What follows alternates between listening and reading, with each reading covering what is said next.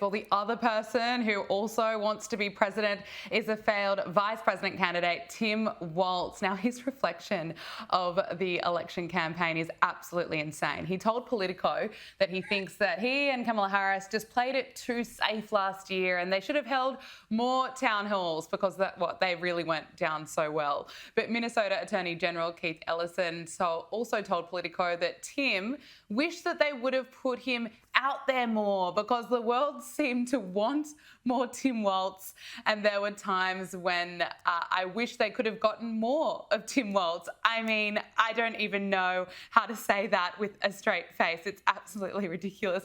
What are Tim Walz's chances here?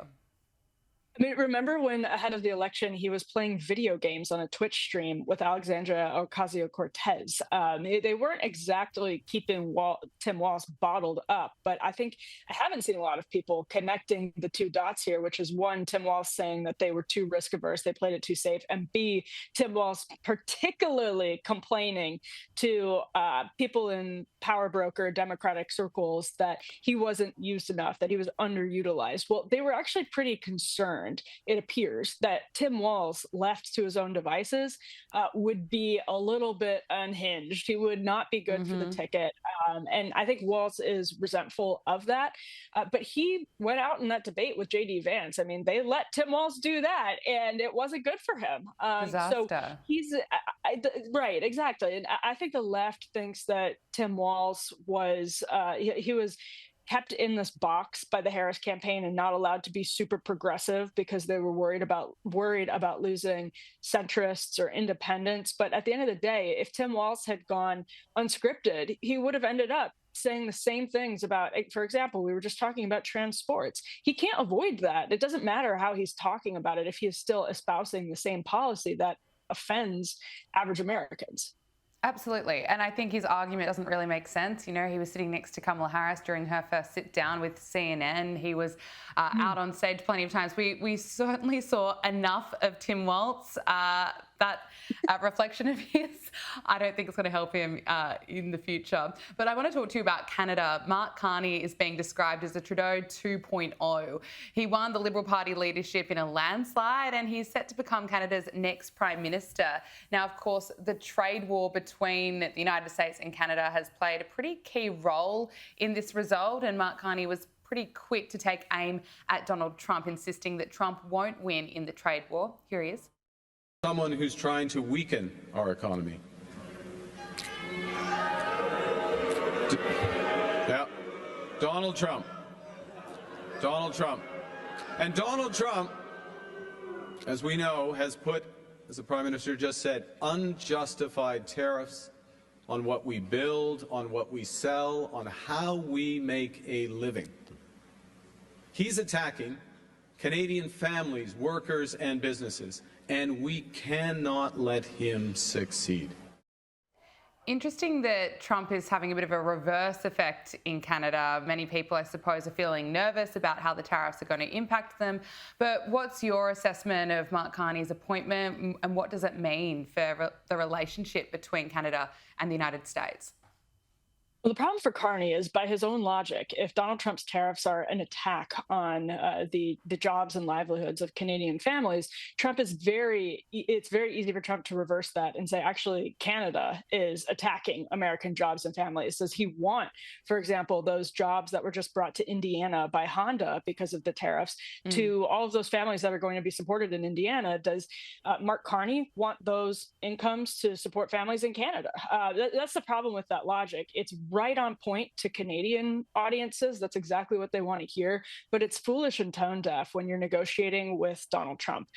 There have been really, I think, smart comparisons made recently between the way Mexican president, and a fairly progressive Mexican president, by the way, Claudia Sheinbaum, and Justin Trudeau, and now Mark Carney, and their party in general, have handled these negotiations with Donald Trump. The contrast is really, really stark. And Claudia Sheinbaum probably has almost all of the same frustrations as Mark Carney, but she's been able to operate much more deftly and gain Donald Trump's respect. And what doesn't gain Donald Trump's respect is this sort of bullhorn grievance politics from Canada. It's not what Donald Trump wants to hear. The problem for Mark Carney is it's what the Canadian public wants to hear, but it's really going to further upset the White House and make their situation worse in the long term.